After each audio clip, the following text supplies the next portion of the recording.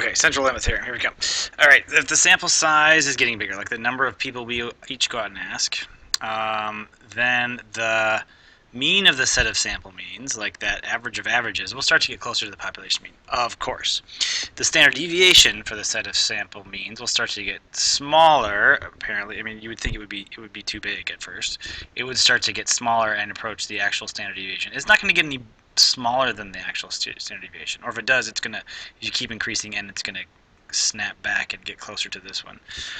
But here's the one that's a little bit unpredictable. The distribution of the sample means approaches a normal curve, with the mean of it to be the mean of the population, which you would expect, and the standard deviation is going to be the standard deviation of the original sample means divided by the square root of the sample size. Okay, what I was saying is going to get smaller, right? As n gets bigger, this gets closer to as n gets bigger, this gets closer to this. Or I should say, as you're dividing by a bigger and bigger number, this is going to get smaller and smaller and smaller. But the thing I think is kind of interesting here is it actually approaches a normal curve. Even if your original population doesn't have a normal distribution. Let's go back to this thing. Remember, the original red dots here did not have a normal distribution. Remember, they look like, bring these down back into reality here. This was not normal at all. I mean, it wasn't that nice symmetrical bell curve.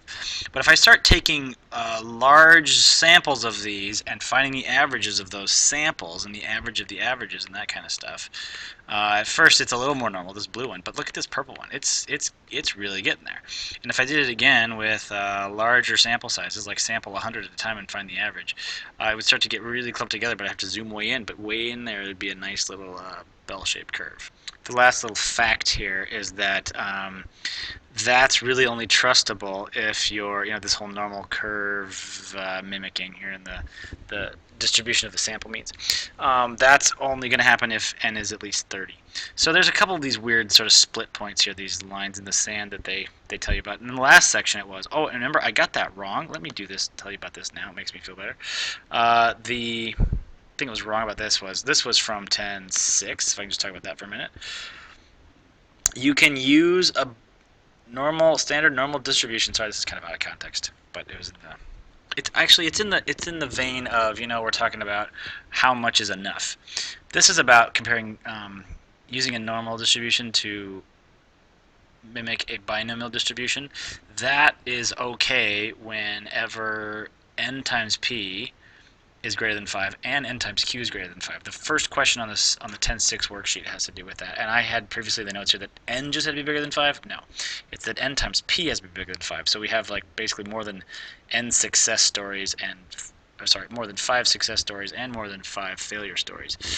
But I did that wrong before. In 10.7, the how big is big enough happens when we're talking about sample size has to be at least 30. Then we get this normal distribution. So actually both of them are really about when is it okay to use a normal distribution. With binomials, NP and NQ have to be bigger than 5, and in sampling distributions, the sample size has to be at least 30. Unless, of course, you already know that your population is normally distributed. Then the means are going to have the sample means are going to be distributed normally from the get-go.